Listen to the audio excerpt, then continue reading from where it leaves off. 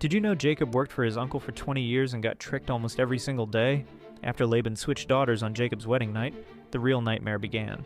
Laban changed Jacob's wages 10 different times, always cheating him. First he promised Jacob all the spotted goats, but when those multiplied, he switched to speckled ones. Every time Jacob's flocks grew, Laban got jealous and changed the deal again. But God was helping Jacob's animals multiply anyway. Finally, Jacob had enough. He secretly planned to escape with his wives and children, but Rachel did something shocking. She stole her father's household gods and hid them. When Laban discovered they were gone, he chased after them with his sons furious and ready for a fight. God had to warn Laban in a dream not to hurt Jacob. The confrontation was intense. Jacob angrily listed 20 years of abuse, while Laban searched everywhere for his stolen gods.